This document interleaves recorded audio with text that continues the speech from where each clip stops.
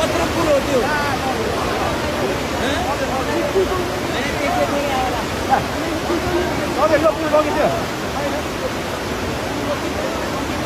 पुलै लिएर आएर सिङ्गो पुल यार